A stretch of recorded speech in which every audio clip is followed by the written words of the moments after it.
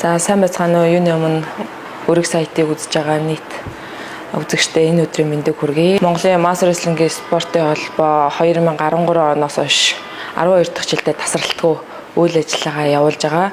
За бид бүхэн 2024 онд Кыргызстан улсад 6 дахь удаагийн дэлхийн аварга шалгаруулах тэмцээн дээр конгрессийн хурал болж дэлхийн 10 гаруй оронтой өрсөлдөж 7 дугаар дэлхийн аварга шалгаруулах тэмцээнийг эх орондоо хүлээн авахар болсон байгаа. Master Wrestling-ийн спорт нь бүгд найрамдах сайхан улсын үндэсний спортын төрөл.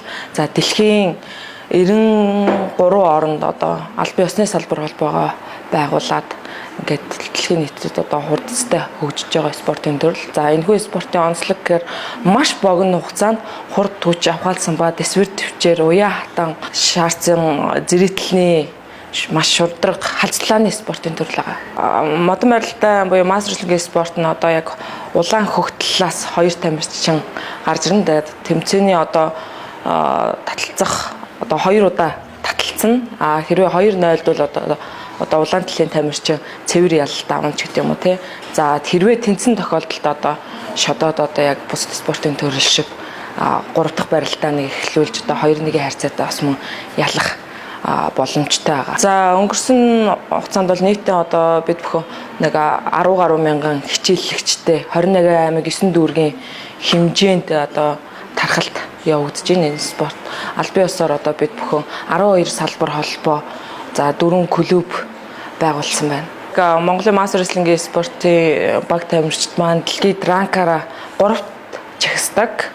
Тэгээд нэгт бол Оросын холбооны улс Эзэн орон, за 2-т Кыргызстан улс, 3-т Монгол. 2023 онд Монголын Master Wrestling-ийн спортын холбоо бас Аз ТV аварга шалгаруулах тэмцээнийг эх орондоо амжилттай зохион байгуулж байсан бол 2025 онд дэлхийн аварга шалгаруулах тэмцээнийг зохион байгуулснаар бид бүхэн дэлхийн нийтэд эх орноо сурчлан таниулах мөн энэ дэлхийн аварга шалгаруулах тэмцээн маань Монгол улсын түүхэнд анх удаа хөдөө орон нутагт гэдгээр том онцлогтой.